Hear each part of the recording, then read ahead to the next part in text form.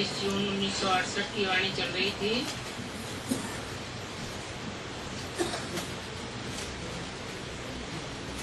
दूसरे पेज की आज में बात है। बच्चे कहते हैं बाबा हम एक आपको ही याद करेंगे, अंत में और कोई भी याद न आए,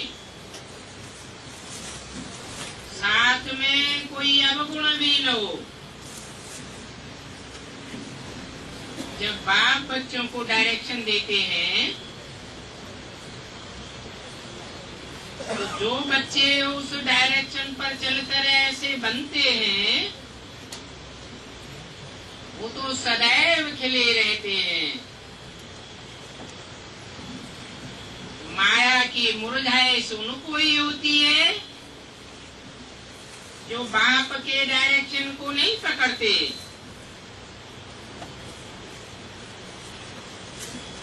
नहीं तो डायरेक्शन पर चलने वाले बच्चे कब मुरझाते नहीं हैं। तो बच्चों को ये प्रैक्टिस करनी है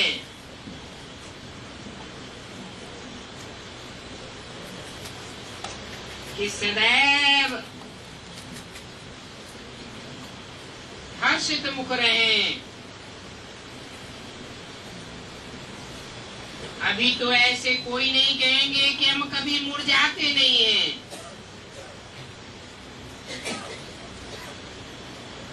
अभी तो माया सभी को कुछ न कुछ जुई मुई कर देती है। ऐसे भी हैं थोड़ी सी बात में रो पड़ते हैं, दुखी हो पड़ते हैं।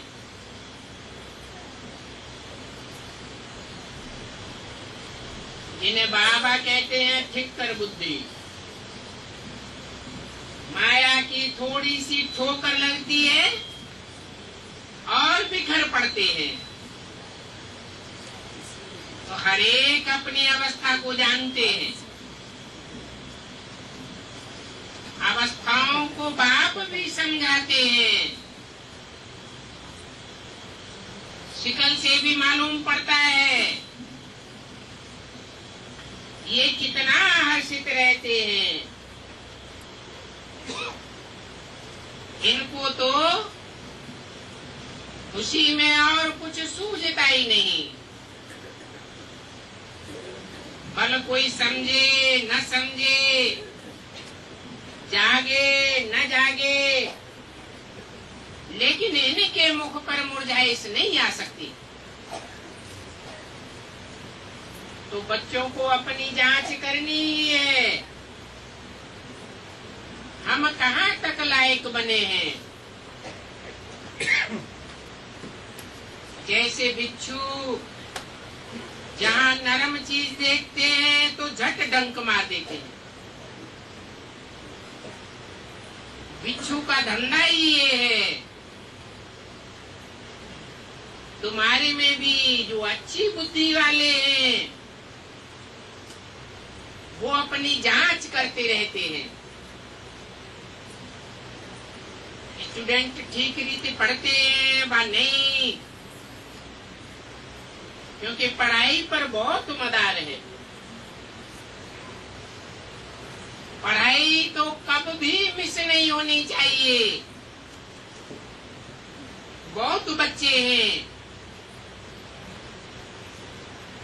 जिनको सहूलियतें भी दी हुई हैं। शुरू में तो बच्चे मुरली बिगड़ रह ही नहीं सकते थे। अभी तो बहुत ही गोपनीय पॉइंट सुनाई जाती है। शुरू में जब नए थे तो मुरली बिगड़ तरफते थे।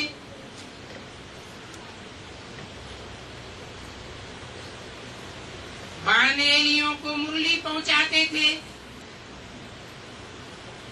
गायन है ना मुरली में तेरी जादू। ये विश्व के मालिक पने का जादू कोई कम नहीं है। इससे बड़ा जादू और कोई होता भी नहीं है। इस जादू से ही तुम हीरे समान बनते हो। तुम मुरली पहुंचाने के लिए क्या क्या युक्तियां रचते थे, परंतु उस समय तो मुरली में जैसे अलफ बे पढ़ते थे,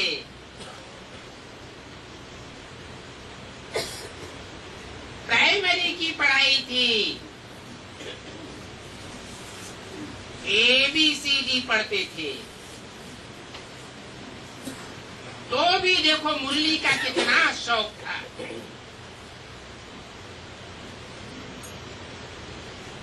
बाप कहते हैं बच्चों का पढ़ाई बिगड़ क्या हाल होगा।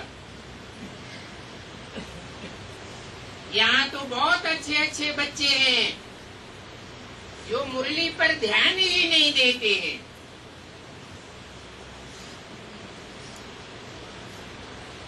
जो मुरली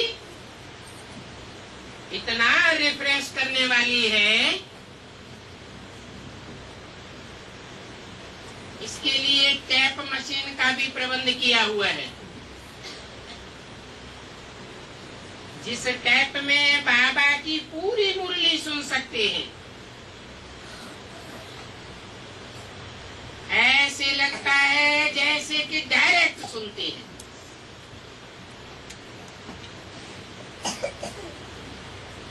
मुरली पढ़ने वाले जो शौकीन होंगे वो तो कहां से भी कैसे भी करके माथा मारकर मुरली जरूर सुनेंगे। अरे ऊंच ते ऊंच भगवान बाप की मुरली है जो हमको विश्व का मालिक बनाती है। बाप की मुरली नहीं पढ़ेंगे तो टीचर क्या कहेंगे। उस मुरली का तो कितना रिगार्ड होना चाहिए। बाबा को तो वंडर लगता है। अच्छे अच्छे बच्चे चलते चलते ठंडे पड़ जाते हैं।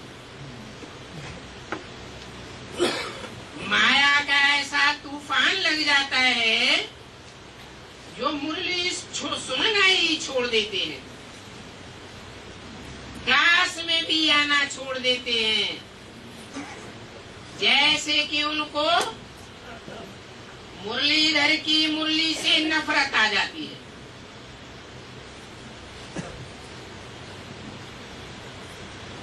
कहते हैं मुरली से प्यार माना मुरलीधर से प्यार। माया देखो क्या क्या कर देती है। तो फिर ऐसे बच्चों को समझाया जाता है कि ये कितनी ऊंची कमाई है, इस कमाई से तुम पद्मा पदमपति बनते हो। इस धन से तुम अपने को जन्म जन्मांतर के लिए बहुत आबाद करते हो। कितना बड़ा भारी धन है। भगवान बाप आकर के इसे एक अंतिम जन्म में ही पढ़ाते हैं।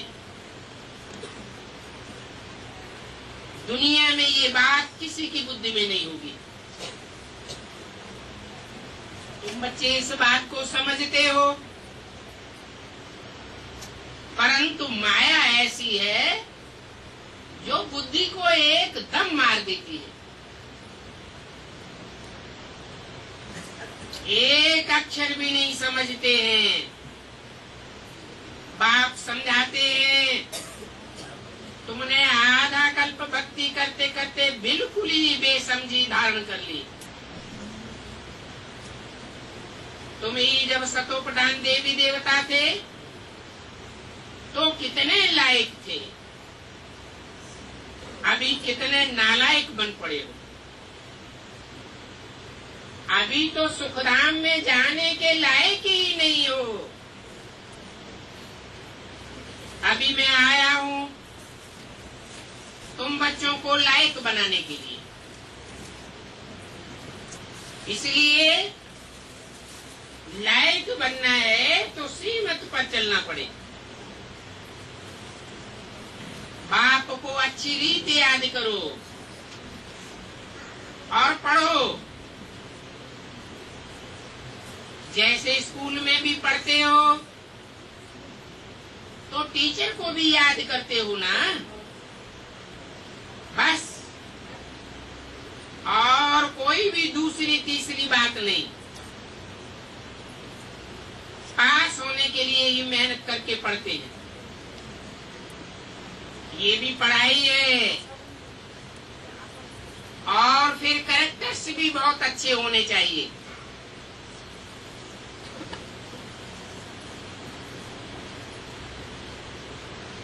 इन देवताओं के कैरेक्टर्स को मनुष्य सारा दिन गायन करते हैं। लक्ष्मी नारायण की कितनी महिमा गाते हैं, परंतु वो महिमा गाने वाले तो समझते नहीं है। कितने ढेर मंदिर हैं, परंतु वो सब भक्ति मार्ग के हैं।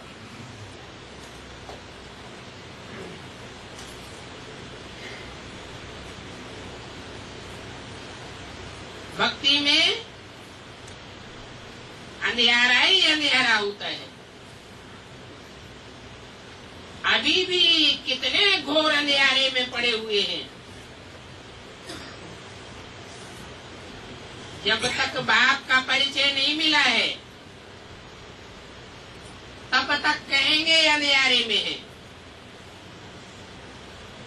सारी दुनिया के मनुष्य इस समय अंधियारे में निर्धन के हैं। इसलिए तुम सारी दुनिया के लोगों को पैगाम देते रहो, क्योंकि तुम बेहद के बाप के बच्चे हो। बोलो, बेहद का बाप कहते हैं मुझे याद करो, तो तुम्हारे विकर्म विनाश हो जाएंगे। विकर्म कहा ही जाता है विपरीत कर्मों को।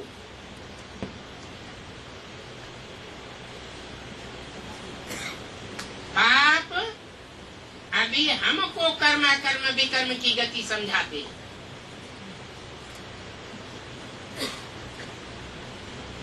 फिर मुक्ति भी है और जीवन मुक्ति भी है।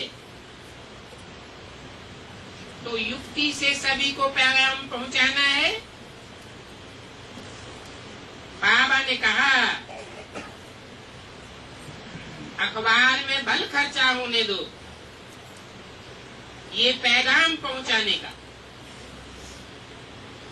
ये बहुत जरूरी है। मूल बात है ये अखबारों द्वारा। सभी अखबारें लिखते हैं अक्सर करके, तो ऐसी युक्ति रचो जो ये पैगाम सभी को मिल जावे। बोलो, एक बाप को याद करो तो विकर्म विनाश होंगे। अनेकों को याद करने से विकर्म थोड़े ही विनाश होंगे, विकर्म भी विनाश होंगे और पवित्र भी बन जाएंगे। 22 जून 1968 की वाणी का तीसरा पेज। तुम सभी आत्माएं पहले पवित्र थे ना। अभी तो तुमको कोई भी ये कह न सके कि पवित्र आत्मा है। आपने समझाया है कि पवित्र आत्माएं होती सतयुग में है। ये पुरानी दुनिया तो कलयुगी अपवित्र दुनिया है। इस कलयुगी अपवित्र दुनिया में एक भी पवित्र आत्मा हो नहीं सकती। आत्मा जब पवित्र बन जाती है तो फिर ये पुराना पतित शरीर छोड़ देती है। इस पतित शरीर में बुद्धि योग लगता ही नहीं, बुद्धि उपराम हो जाती है। और तुमको तो ये शरीर छोड़ना ही है। बाप अभी तुमको शरीर छोड़ना सिखाते हैं। शरीर छोड़ना माना मरना। अब मरना कौन चाहते हैं? तुमको तो बाप ने कहा है कि जीते जी मर जाओ, माना देह भान से मरना है। आत्मा पवित्र हो जाए और शरीर पुराना ही बना रहे, ये तो हो नहीं सकता। पहले पहले तुम्हारा सूक्ष्म शरीर पवित्र बनता है। आत्मा के वाइब्रेशन पवित्र बनने से शरीर सूक्ष्म बनेगा।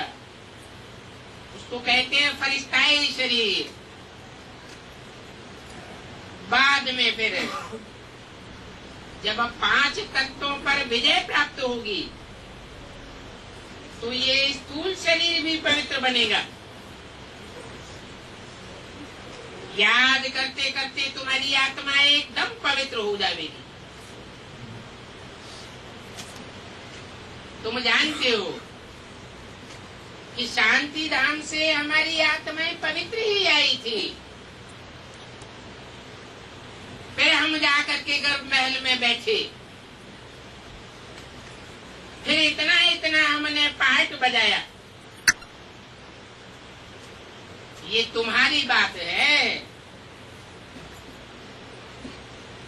और धर्मों की जो आत्माएं आती हैं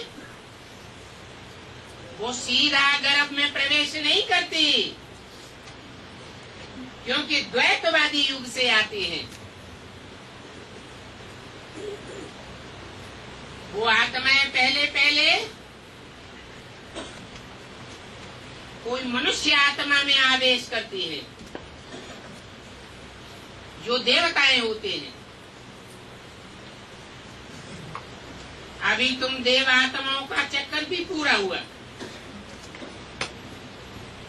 फिर हम आत्माएं जावेंगी अपने धाम, वहां से फिर सुखधाम में आवेंगे। वहां सुखधाम में गर्भ महल होता है। गर्भ जेल तो द्वैतवादी युग द्वापर युग से होती है। फिर भी तुम बच्चों को पुरुषार्थ करना है ऊंचते ऊंच युग में ऊंचते ऊंच पद पाने का। इस बात के लिए ये पढ़ाई है राजयोग की। स्वर्ग अथवा हेवन ये गाते तो सभी हैं, परंतु ये कोई नहीं जानता कि स्वर्ग की स्थापना होती तब है जब नरक का विनाश होता है। अभी नरक वैश्यालय विनाश होकर के शिवालय स्थापन हो रहा है। अभी तो सभी को वापस जाना है। तुम समझते हो अभी तो हम ये शरीर छोड़ जाए, नई दुनिया में प्रिंस प्रिंसेस बनेंगे। कोई फिर ये समझते होंगे हम तो प्रजा में चले जाएंगे।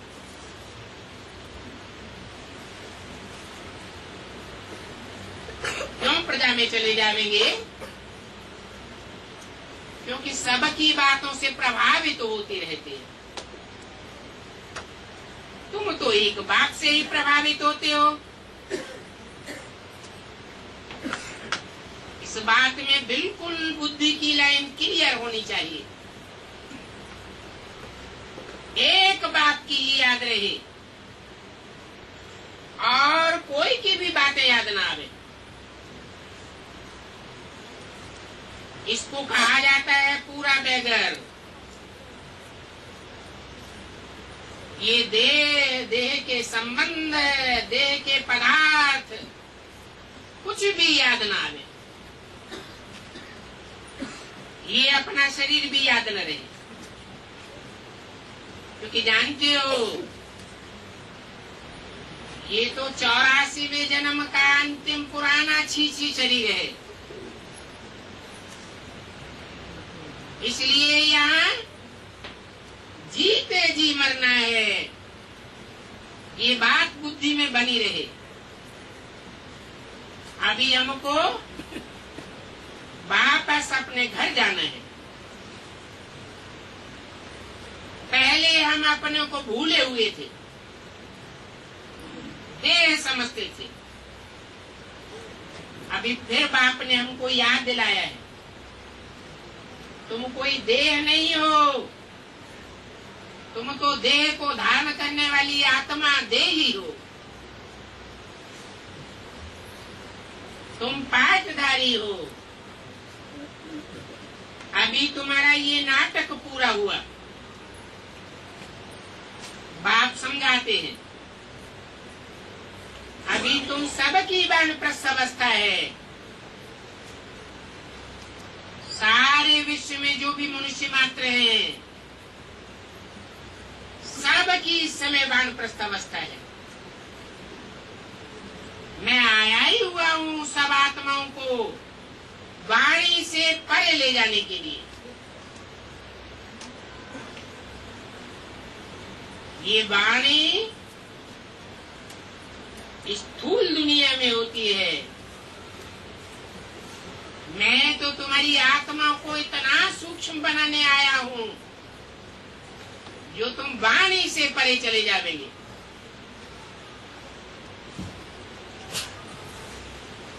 तो तुम सभी वानप्रस्थी हो। देह का मालिक तो मैं ही हूँ, क्योंकि सभी को वाणी से परे ले जाता हूँ। वानप्रस्थ अवस्था में जाने के लिए तुम पुरुषार्थ करते आए हो। तो बाप कहते हैं अभी छोटे बड़े सभी की वानप्रस्थ अवस्था है। पहले तुम जानते नहीं थे कि वानप्रस्थ किसको कहा जाता है। ऐसे ही जाकर के गुरु करते थे।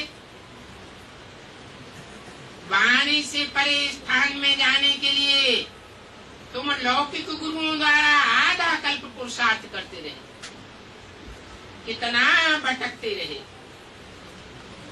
परंतु वानप्रस्थ में गया तो कोई नहीं। ऐसे ही कहते हैं हमारा गुरु, हमारा धर्म पिता महात्मा बुद्ध निर्वाण में गया, जाता तो कोई भी नहीं है। अभी बाप खुद कहते हैं तुम छोटे बड़े सबकी वानप्रस्थ अवस्था है। एक बाप ही है जो सभी को अपने घर ले चलते हैं।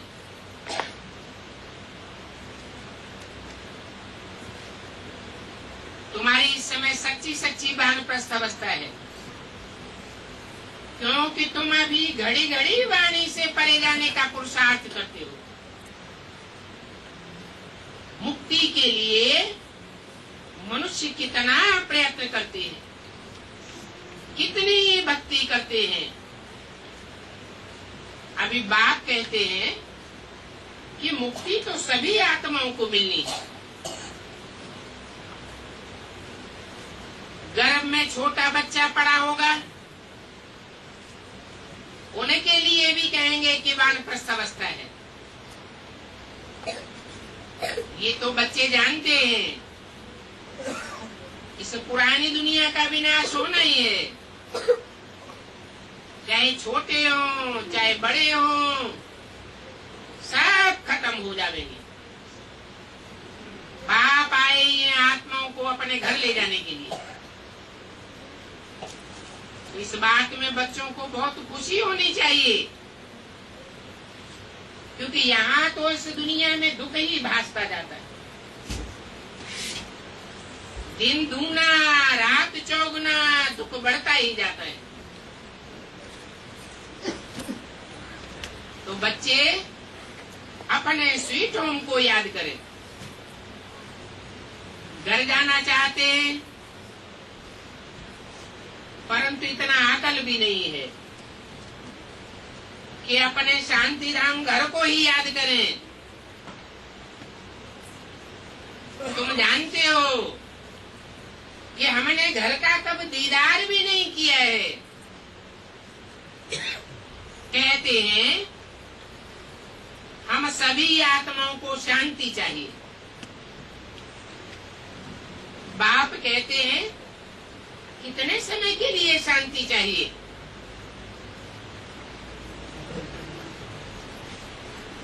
यहाँ तो हरेक को अपना पार्ट बजाना ही है। इस अशांति की दुनिया में पार्ट बजाते हुए कोई भी सदाकाल शांत थोड़े ही रह सकते हैं। आधा कल्पिन गुरुओं आदि ने तुमको बहुत मेहनत कराई है। मेहनत करते भटकते और ही अशांत बने।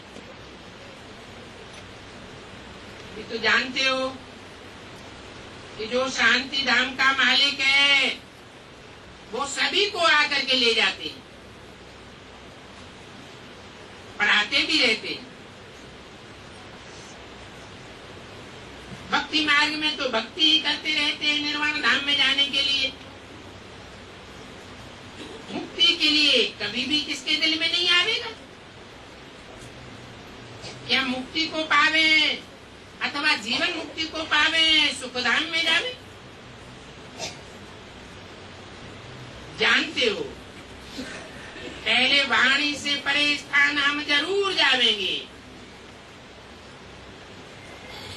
भगवान भी प्रतिज्ञा करते हैं बच्चों से कि मैं तुम सबको घर जरूर ले जाऊंगा, जिसके लिए तुमने आधा कल्प भक्ति की है। अभी श्रीमत पर चलेंगे तो मुक्ति जीवन मुक्ति में चलेंगे, नहीं तो शांति धाम में टिकेंगे। और जाना तो शांति धाम सभी को है। कोई लंबे समय के लिए शांति धाम में पड़े रहेंगे और कोई थोड़े समय के लिए शांति धाम जावेंगे और सुख धाम में आ जावेंगे।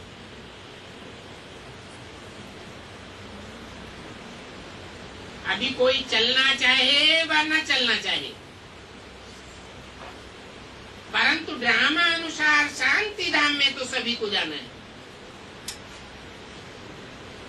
कोई पसंद करो या न करो, मैं आया हुआ तो जरूर सभी को ले जाऊंगा। नहीं जावेंगे तो जबरदस्ती भी हिसाब किताब चुकतू करा करके ले जाऊंगा। तुम सतयुग में जाते हो, बाकी सभी वाणी से परे शांति धाम में रह जाते हैं, तो छोड़ते कोई को भी नहीं है। 22 जून 1968 की वाणी का चौथा पेज। अगर कोई नहीं चलेंगे तो उनको सजा दे करके मार पीट करके भी ले जाऊंगा। मेरा ड्रामा में पार्ट ही ऐसा है, इसलिए अभी समझाते हैं कि अपनी कमाई करके चलना अच्छा है। अपनी कमाई से परम धाम जावेंगे तो पद भी ऊंचा पावेंगे।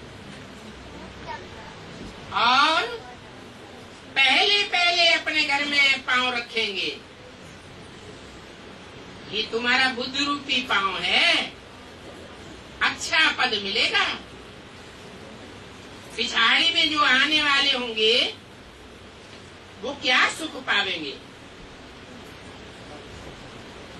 तो बाबा सभी को कहते हैं कि जाना तो जरूर है, शरीरों को आग लगा करके बाकी सभी आत्माओं को ले चलेंगे। आत्माओं को ही मेरे साथ चलना है, शरीर तो नहीं जानेंगे। अगर मेरी मत पर सर्वगुण संपन्न 16 कला संपूर्ण बनेंगे तो पद भी बहुत अच्छा मिलेगा। तुमने बुलाया ही है कि आकर के हम सभी को मौत दो। अभी समझो कि मौत आया कि आया, बचना किसको भी नहीं है। ये छी शरीर कोई के भी नहीं रहेंगे। तुमने बुलाया ही है, वापस ले चलो। तो अभी बाप भी कहते हैं बच्चे, इस छी दुनिया से तुमको वापस ले जाऊंगा। तुम्हारा यादगार भी खड़ा हुआ है। ये दिलवाड़ा मंदिर तुम्हारा यादगार है। एक एक की दिल लेने का यादगार है। ये दिल लेने वाले का मंदिर है, जहाँ आदिदेव बैठा है।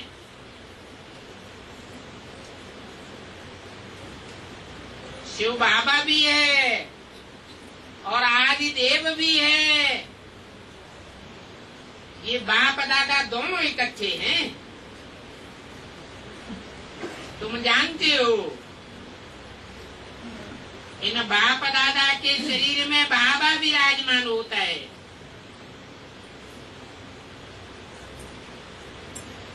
तुम वहां दिलवाड़ा में जाते हो, आदिदेव को देखते हो। तुम्हारी आत्मा जानती है ये तो बाप दादा बैठे हैं। इस समय तुम जो पाठ बजा रहे हो, इसकी निशानी यादगार ये दिलवाड़ा मंदिर है। इस मंदिर में पुरुषार्थ करने वाले पुरुषार्थी महारथी के रूप में, घोड़े सवार के रूप में, प्यादे के रूप में भी है।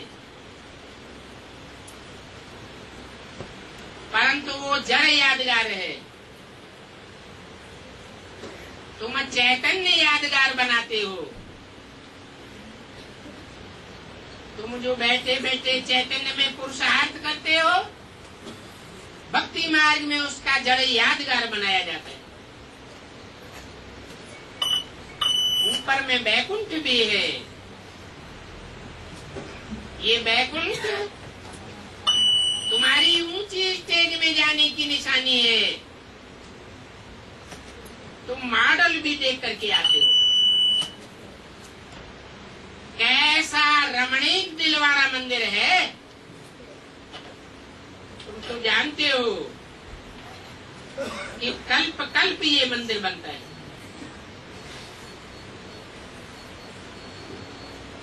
ऐसा ही तुम अगले कल्प में मंदिर फिर जाकर के देखेंगे। कोई कोई तो इन बातों में मुझ पड़ते हैं। ये सब पहाड़ियां आज टूट फूट करके फिर नई कैसे बन जाएंगी। परंतु ये ख्यालात नहीं आना चाहिए। जैसे आत्माओं का साइकिल है, 84 के चक्र में आत्माएं जहां जहां जैसे पाठ बजा करके जाती है, परम धाम में फिर अपने ठिकाने पर पहुंच जाती है। वैसे ही दुनिया के जो 5 तत्वों के अणु अणु हैं, उन सब का अपना अपना साइकिल है। जहां से जो आरंभ होता है, अंत समय में वही उसको पहुंचना है। जो जहां से आया है वहां वापस जरूर जाएगा। तो बच्चों को मुझने के ख्यालात नहीं आने चाहिए। अभी तो स्वर्ग भी नहीं है, फिर वो स्वर्ग कैसे आ जाएगा? पुरुषार्थ करने से सभी कुछ बनता है। पुरुष आत्मा को कहा जाता है। आत्मा के लिए जो मेहनत की जाती है उत्थान करने के लिए, उससे स्वर्ग बनता है। स्वर्ग बनता ही है स्वस्थिति में रहने से। 5 तत्वों के चिंतन में रहने से नरक बनता है। ये शरीर 5 तत्वों का पुतला है ना, तो अभी स्वर्ग बनाने वाले भी तुम ही हो। देवताएं वहां स्वर्ग में स्वस्थिति में रहेंगे, कोई को देह का चिंतन नहीं होगा। अभी तुम तैयारी कर रहे हो स्वर्ग में जाने के लिए। कोई बच्चे इन बातों की उलझन में आकर के पढ़ाई छोड़ देते। बाप कहते हैं इसमें मुझने की बिल्कुल दरकार नहीं है, वहां तो सभी कुछ हम अपना ही बनावेंगे, बिल्कुल नया बनेंगे।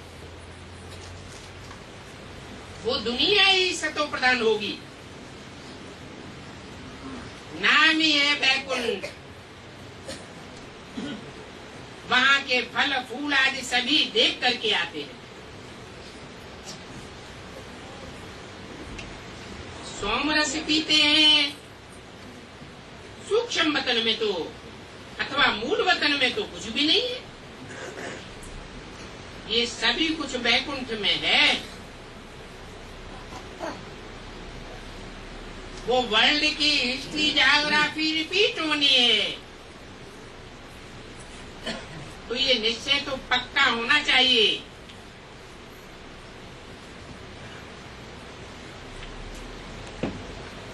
ये वर्ल्ड ड्रामा हूबहू रिपीट होता है। बाकी जिनकी तकदीर में नहीं है तो सोचते हैं, कहते हैं ये कैसे हो सकता है। हीरे जो अभी देखने में ही नहीं आते, वो फिर कहां से ढेर के ढेर आ जाएंगे। हम इतने पतित बन पड़े हैं, फिर हम पूजी देवी देवता कैसे बन जाएंगे। बाप कहते हैं ये तुम्हारे ही द्वारा खेल बना हुआ है।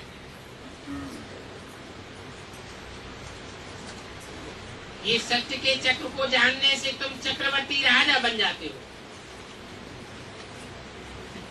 तुम समझते हो तब तो कहते हो ना, बाबा कल पहले भी हम आपसे मिले थे, ये हमारा ही यादगार मंदिर खड़ा हुआ है, अभी फिर से स्वर्ग की स्थापना हो रही है। अभी तुम पुरुषार्थ की नीचे स्टेज में हो, तो स्वर्ग में कैसे होंगे। जब तुम्हारी ऊंची स्टेज बनेगी तो तुम इसी दुनिया में सुख का अनुभव करेंगे। विनाश के टाइम पर भी सारी दुनिया हाय हाय करेगी और तुम अपनी मौज में रहेंगे, बहुत खुशी में रहेंगे। आबू का जो किताब है वो सभी को जरूर लेना चाहिए। ये किताब तो बहुत वैल्यूबल चीज है, पीछे बहुत ही काम में आवेगी।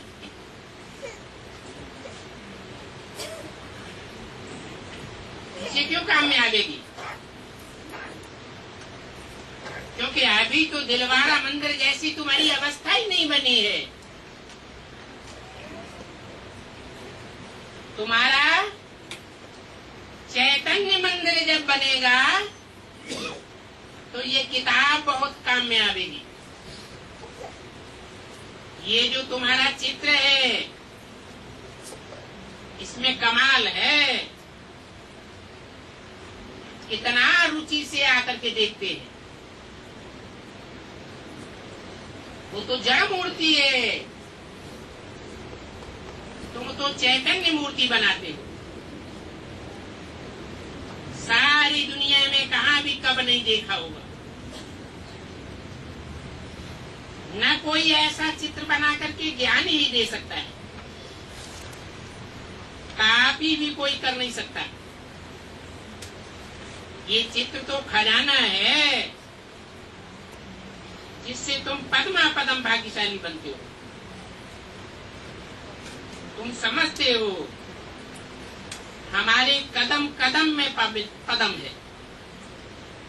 हम श्रीमत के अनुसार जो भी बुद्ध रूपी पांव का कदम बढ़ाते हैं उसमें हमारी पदमों की कमाई होती है।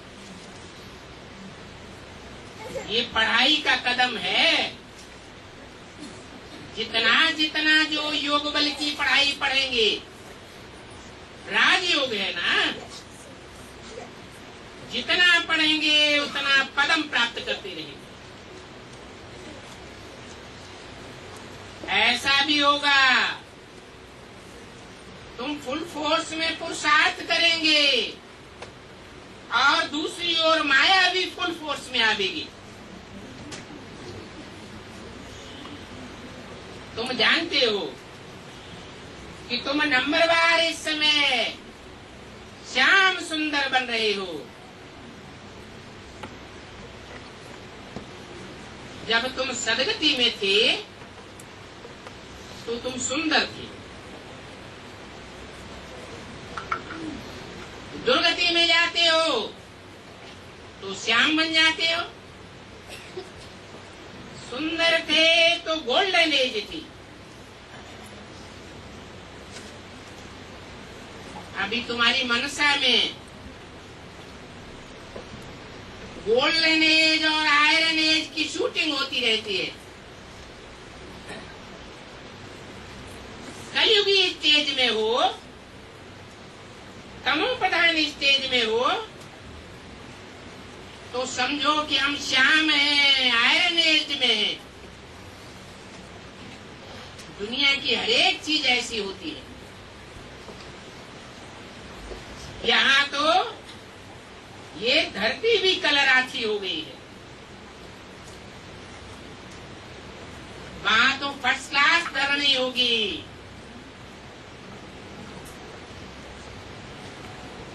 धरनी भी दो प्रकार की होती है, जिसे बुद्ध रूपी धरनी कहा जाता है। कन्याएं माताएं ये धारणा मूर्त धरनी है। जब नई दुनिया आवेगी तो ये धरनी कलराची नहीं रहेगी, बहुत सुखरूपी दूध देने वाली बनेगी। ऐसी राजधानी के तुम मालिक बन रहे हो। एक बार नहीं अनेक बार बने हो, फिर भी ऐसी राजधानी का मालिक बनने के लिए पुरुषार्थ करना चाहिए। पुरुषार्थ करने के बगैर तुम्हारी प्रारब्ध कैसे बनेगी? तकलीफ की इसमें कोई बात नहीं है। मुरली छपती है, आगे चल करके ये मुरली लाखों करोड़ों की अंदाज में छपने लग पड़ेगी।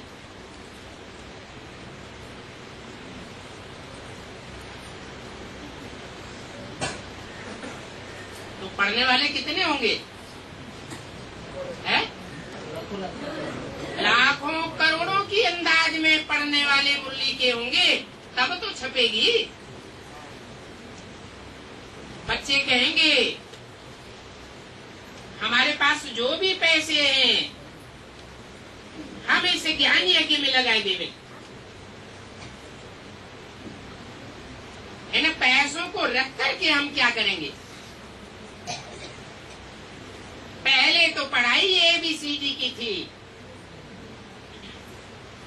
तो उतना खर्चा होने की बात नहीं थी। अभी तो तुम ऊंची पढ़ाई पढ़ते हो। ऊंची पढ़ाई पढ़ते हैं तो किताबों में कितना खर्चा होता है। आगे चल करके देखना कि क्या क्या होता है। विनाश की तैयारियां भी देखते रहेंगे।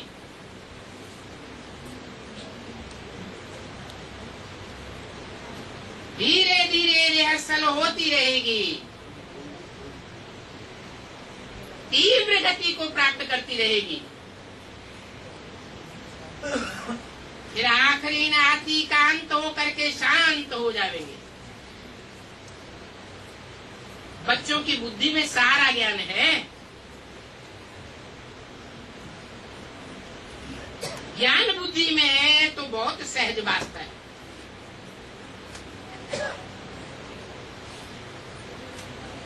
इसके लिए सिर्फ बाप को याद करना है।